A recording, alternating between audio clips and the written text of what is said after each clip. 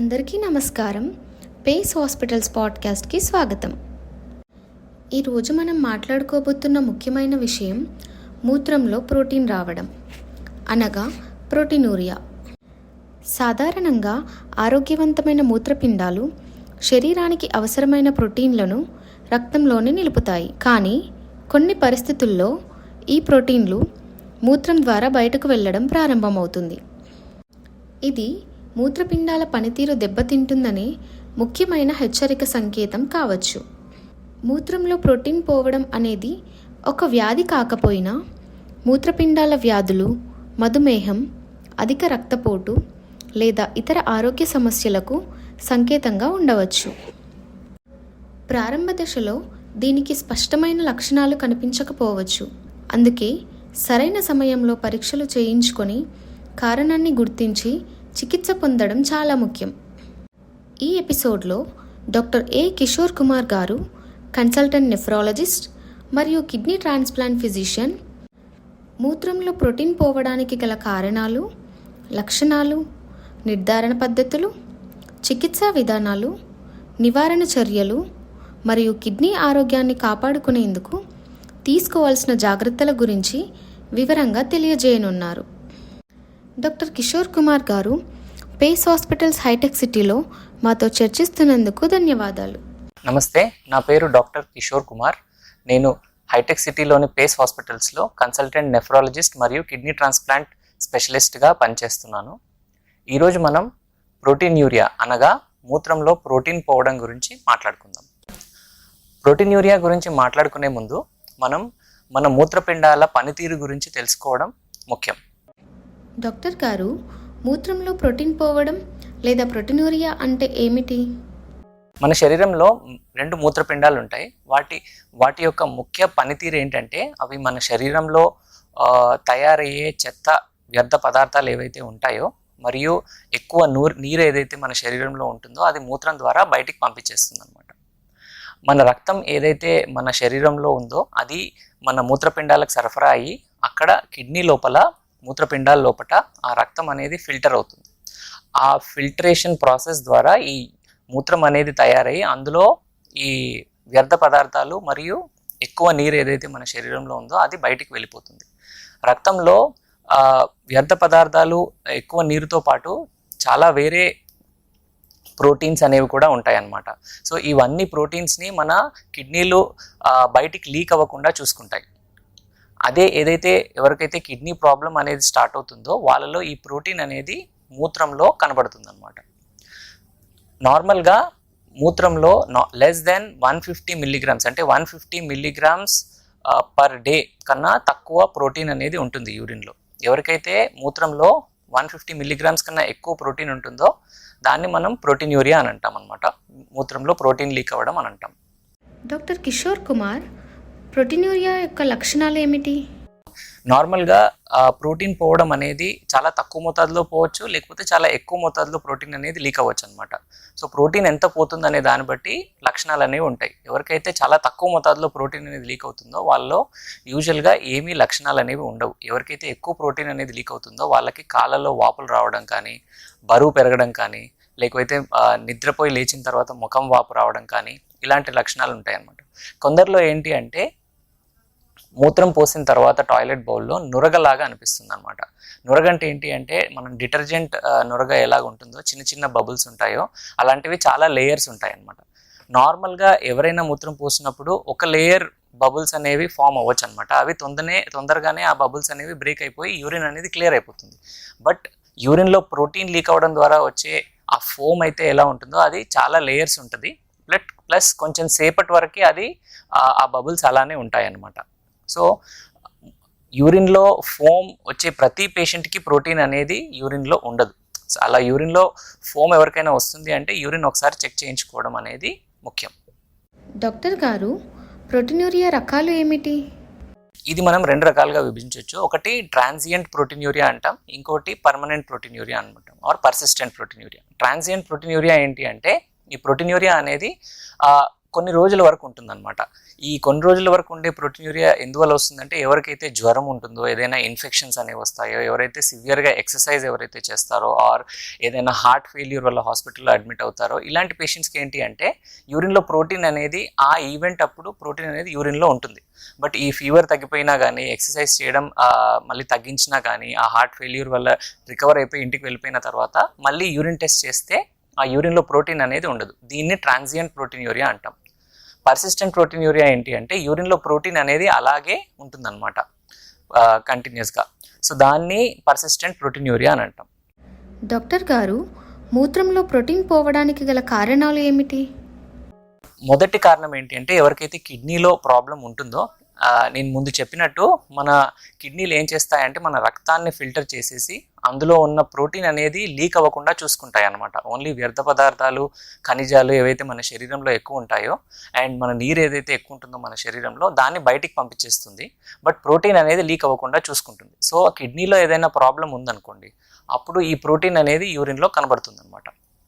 ఇదే కాకుండా ఎవరికైతే షుగర్ బీపీ ఉంటుందో, ఈ షుగర్ బీపీ అనేది మన శరీరంలో చాలా అవయవాల్ని ఎఫెక్ట్ చేస్తుంది. అలాగే కిడ్నీని కూడా ఎఫెక్ట్ చేసినప్పుడు యూరిన్లో ప్రోటీన్ అనేది లీక్ అవ్వచ్చు అనమాట.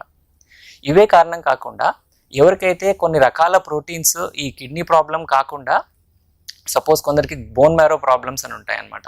బోన్ మ్యారో ప్రాబ్లమ్స్ ఉన్నప్పుడు కొన్ని రకాల ప్రోటీన్స్ అనేవి ఎక్కువగా బ్లడ్లో తయారవుతాయి అన్నమాట. ఈ ప్రోటీన్ అనేది ఎక్కువగా తయారైనప్పుడు బ్లడ్లో అది యూరిన్ ద్వారా బయటికి లీక్ అవుతుంది అనమాట.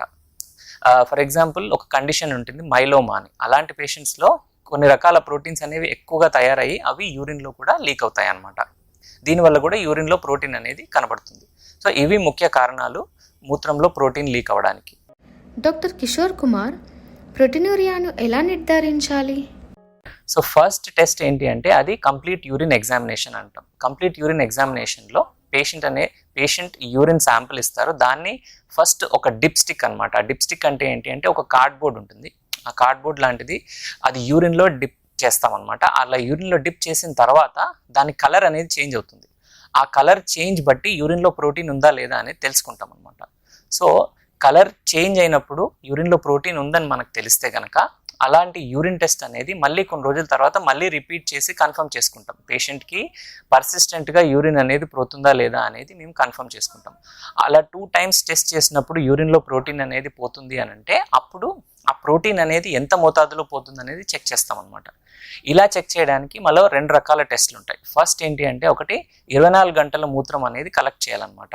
ఒక రోజు మొత్తంలో యూరిన్ వచ్చేది ఒక బాటిల్లో కలెక్ట్ చేసేసి దానిలో నుండి శాంపుల్ తీసుకొని టెస్ట్ చేసి 24 hours యూరిన్లో ప్రోటీన్ ఎంత లీక్ అవుతుందని తెలుసుకుంటాం అనమాట కరెక్ట్గా. ఇలా కాకుండా ఇంకొకటి ఏంటి శాంపుల్ అంటే, స్పాట్ ప్రోటీన్ క్రియాటినిన్ రేషియో అని ఒక టెస్ట్ కూడా చేస్తాం. దీనికోసం 24 గంటలు యూరిన్ కలెక్ట్ చేయడం అనేది అవసరం లేదు. But any time of the day, ఏదైనా ఒక టైంలో, ఒక రోజు మొత్తంలో పేషెంట్ అనేవారు శాంపుల్ అనేది ఇవ్వచ్చు అనమాట. అది దాని ద్వారా కూడా యూరిన్లో ప్రోటీన్ ఎంత పోతుంది అనేది తెలుసుకోవచ్చు అనమాట. ఈ ప్రోటీన్ ఎంత పోతుందనేది తెలుసుకోవడంతో పాటు యూరిన్లో మైక్రోస్కోపిక్ ఎగ్జామినేషన్ అనేది కూడా చేస్తాం. మైక్రోస్కోపిక్ ఎగ్జామినేషన్ అంటే ఏంటి అంటే, మైక్రోస్కోప్ కింద యూరిన్ని చెక్ చేసి అందులో ఏవైనా ఎర్ర రక్త కణాలు ఆర్ తెల్ల రక్త కణాలు అనేవి ఎక్కువ మోతాదులో లీక్ అవుతున్నాయా లేదా అనేది తెలుస్తుంది అనమాట. ఇవి ఎందుకు ఇంపార్టెంట్ అంటే, సపోజ్ ఎర్ర రక్త కణాలు అనేవి ఎక్కువగా లీక్ అవుతున్నాయి అని అంటే కనుక, వాటి షేప్ అబ్నార్మల్గా ఉంటే కిడ్నీ లోపల ప్రాబ్లం అనేది ఉంది అనేది మాకు ఇమీడియట్గా అర్థమవుతుంది అనమాట. ఎందుకంటే సపోజ్ ఎర్ర రక్త కణాలు అనేవి యూరిన్లో లీక్ అవుతున్నాయి అండ్ వాటి షేప్ నార్మల్గా ఉండకుండా అబ్నార్మల్గా ఉన్నాయి, దాంతోపాటు యూరిన్లో ప్రోటీన్ కూడా లీక్ అవుతుందంటే ఇమీడియట్గా పేషెంట్కి కిడ్నీ బయాప్సీ అనేది అవసరం. కిడ్నీ బయాప్సీ అంటే కిడ్నీ నుండి చిన్న ముక్క తీసి టెస్ట్ చేయడానికి అనమాట. ఇది ఎందుకు అంటే, ఆ ప్రాబ్లం ఏదైతే స్టార్ట్ అయిందో దాన్ని వెంటనే ఐడెంటిఫై చేసి ట్రీట్మెంట్ చేయడం కోసం. సో యూరిన్లో ప్రోటీన్ అలా లీక్ అవుతున్న పేషెంట్కి, సపోజ్ ఏదైనా పేషెంట్కి యూరిన్లో ప్రోటీన్ లీక్ అవుతుంది అంటే యూరిన్ టెస్ట్ చేసుకుంటాం. యూరిన్లో ఎంత ప్రోటీన్ పోతుందనేది టెస్ట్ చేసుకుంటాం. దాంతోపాటు వాళ్ళ కిడ్నీస్ ఎలా ఫంక్షన్ చేస్తున్నాయి, ఎంత పని చేస్తున్నాయి అనేది కూడా టెస్ట్ చేస్తాం అనమాట. దీనికోసం రక్త పరీక్ష చేసి క్రియాటినిన్ లెవెల్స్ అనేవి చెక్ చేసుకుంటాం. ఈ క్రియాటినిన్ లెవెల్స్ అనేవి కిడ్నీ ఎంత పనిచేస్తున్నాయో మనకి తెలుపుతాయి అనమాట. క్రియాటినిన్ ఎక్కువ ఉంది అంటే కనుక కిడ్నీ అనేది సరిగ్గా పనిచేయట్లేదు, తక్కువ పనిచేస్తుందని అర్థం. సో దీంతో పాటు అల్ట్రాసౌండ్ ఒకటి చేసుకొని కిడ్నీ లోపల ఏమైనా స్టోన్స్ ఉందా లేకపోతే ఇన్ఫెక్షన్ ఏమైనా ఉన్నాయా అనేది కూడా చూసుకుంటాం అనమాట. సపోజ్ యూరిన్లో ప్రోటీన్ లీక్ అవుతా ఉంది, క్రియాటిన్ అనేది పేషెంట్ కొంచెం ఎక్కువైపోయింది, అల్ట్రాసౌండ్ స్కాన్లో ఇన్ఫెక్షన్ లాంటిది ఏం లేదు అని అంటే ఇలాంటి పేషెంట్కి మేము అవసరమైతే కిడ్నీ బయాప్సీ చేసి కిడ్నీ లోపల ఏం జరుగుతుంది అనేది కన్ఫర్మ్ చేసుకుంటాం. డాక్టర్ గారు, ఒక చివరి ప్రశ్న, ప్రోటీనూరియా యొక్క చికిత్స ఏమిటి? ప్రోటీన్ లీక్ అవ్వడానికి చాలా కారణాలు ఉంటాయి. లైక్ డయాబెటీస్ ఉండొచ్చు, హై బ్లడ్ ప్రెషర్ ఉండొచ్చు, ఆర్ కిడ్నీ లోపల ప్రాబ్లం అయి ఉండొచ్చు, పేషెంట్కి ఏదైనా ఎక్కువ ప్రోటీన్ బాడీలో తయారయ్యి అది లీక్ అయి ఉండొచ్చు. కిడ్నీ లోపల ప్రాబ్లమ్స్ అంటే అవి చాలా రకాలు ఉంటాయి అన్నమాట. కొన్ని గ్లోమరులర్ డిజీజెస్ అని అంటాం. అదేంటి అంటే మన కిడ్నీ లోపల ఫిల్టరింగ్ అపారేటస్ అని ఉంటుంది అనమాట. ఆ ఫిల్టరింగ్ అపారేటస్లో డిజీజెస్లో గ్లోమరులస్ అని ఒక పార్ట్ ఉంటుంది. దాన్ని ఎఫెక్ట్ చేసే కండిషన్స్ని గ్లోమరులర్ డిజీజ్ అంటాం. అదే కాకుండా కిడ్నీ లోపల కొన్ని ట్యూబ్యూల్స్ అని కూడా ఉంటాయి. వాటిని ఎఫెక్ట్ చేసే డిజీజెస్ని ఇంటర్స్టిషియల్ డిజీజ్ అంటాం. సో ఇట్లా అండ్ ఈ ఏరియాస్ని ఎఫెక్ట్ చేయడానికి వేరే వేరే కారణాలు ఉంటాయి. సో కిడ్నీ లోపలనే మనకి చాలా రకాల కిడ్నీ ప్రాబ్లమ్స్ అనేవి ఉంటాయి అన్నమాట. సో అవి బయాప్సీ ద్వారా ఐడెంటిఫై చేసుకొని ప్రతి కండిషన్కి ట్రీట్మెంట్ అనేది సపరేట్ ఉంటుంది. ఇవే కాకుండా సపోజ్ పేషెంట్కి షుగర్ బీపీ వల్ల యూరిన్లో ప్రోటీన్ లీక్ అవుతుంది అని అంటే దానికి కొన్ని రకాల మెడికేషన్స్ ఉంటాయి. ఫస్ట్ పేషెంట్కి షుగర్ బీపీ 2 కంట్రోల్లో పెట్టుకొని వాళ్ళకి ఉప్పు అనేది తక్కువ మోతాదులో తీసుకోమని చెప్తాం. ఉప్పు ఒక రోజు మొత్తంలో 5 గ్రాముల కన్నా తక్కువ తీసుకోమని చెప్తాం 24 గంటల మొత్తంలో. అండ్ ఎక్కువ యానిమల్ ప్రోటీన్ తీసుకోకూడదు అని ఇన్ఫార్మ్ చేస్తాం. ఎందుకంటే ఎక్కువ యానిమల్ ప్రోటీన్ తీసుకుంటే కిడ్నీలు అనేవి ఎక్కువగా పనిచేయాల్సి వస్తుంది అనమాట. అప్పుడు ఎక్కువగా ప్రోటీన్ అనేది లీక్ అవుతుంది. వీటితో పాటు కొన్ని రకాల మందులు కూడా ఇస్తాం అనమాట. ఏవైతే అంటామంటే యాంజియోటెన్సిన్ రిసెప్టార్ బ్లాకర్స్ అని కొన్ని మెడిసిన్స్ ఉంటాయన్నమాట. ఇవి ఫస్ట్ లైన్ ఆఫ్ మెడికేషన్స్. ఎవరికైనా ప్రోటీన్ అనేది లీక్ అవుతున్నప్పుడు మేము ఇచ్చేది ప్రోటీన్ తగ్గడానికి. వీటితో పాటు ఎవరికైతే షుగర్ ఉంటుందో ఆర్ వేరే రకాల కిడ్నీ ప్రాబ్లమ్స్ ఉంటాయో కొన్ని కొత్త రకాల మెడిసిన్స్ అనేవి ఇప్పుడు వచ్చాయి అందుబాటులోకి, ప్రోటీన్ తగ్గించే మెడిసిన్స్. బట్ ఇవన్నీ ఏంటి మెడిసిన్స్ అంటే ఏదైనా కారణం వల్ల ప్రోటీన్ అనేది లీక్ అవుతున్నప్పుడు ఈ రకాల medicines angiotensin receptor blockers or SGLT2 inhibitors అని ఉంటాయి, అవి ఇస్తామన్నమాట. బట్ అల్టిమేట్గా ప్రోటీన్ లీక్ అయ్యే కారణం తెలుసుకొని దాన్ని మనం ట్రీట్ చేస్తేనే ప్రోటీన్ అనేది యూరిన్లో పోకుండా ఉండేదన్నమాట. సో అవర్ ఎయిమ్, మా ముఖ్య ఉద్దేశం ఏంటి అంటే ఫస్ట్ ఎందుకు ప్రోటీన్ లీక్ అవుతుంది అనేది తెలుసుకోవడం. దాని ద్వారా ప్రతి పేషెంట్కి వాళ్ళకి అవసరమైన ట్రీట్మెంట్ అనేది డిసైడ్ చేసేసి వాళ్ళని ట్రీట్మెంట్ చేస్తాం. మూత్రంలో ప్రోటీన్ పోవడం గురించి మా ప్రేక్షకులకు ఎంతో విలువైన సమాచారం అందించినందుకు డాక్టర్ ఏ కిషోర్ కుమార్ గారికి హృదయపూర్వక ధన్యవాదాలు. ఈ సమాచారం మా ప్రేక్షకులకు తప్పకుండా ఉపయోగపడుతుందని ఆశిస్తున్నాము. మూత్రంలో ప్రోటీన్ పోవడం అనేది కిడ్నీ ఆరోగ్యానికి సంబంధించిన ఒక ముఖ్యమైన హెచ్చరిక సంకేతం కావచ్చు.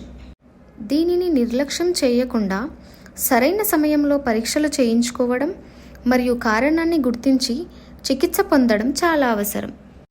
మూత్రంలో ప్రోటీన్ పోవడం గురించి మీకు ఏవైనా సందేహాలు లేదా లక్షణాలు ఉంటే నెఫ్రాలజిస్ట్ లేదా వైద్య నిపుణులను సంప్రదించండి. సరైన అవగాహన, క్రమం తప్పని ఆరోగ్య పరీక్షలు, మధుమేహం మరియు రక్తపోటును నియంత్రణలో ఉంచడం, అలాగే ఆరోగ్యకరమైన జీవనశైలిని పాటించడం ద్వారా కిడ్నీ ఆరోగ్యాన్ని కాపాడుకోవచ్చు.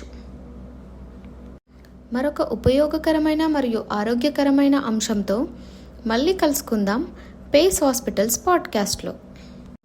అప్పటి వరకు జాగ్రత్తగా ఉండండి, ఆరోగ్యంగా ఉండండి. ధన్యవాదాలు.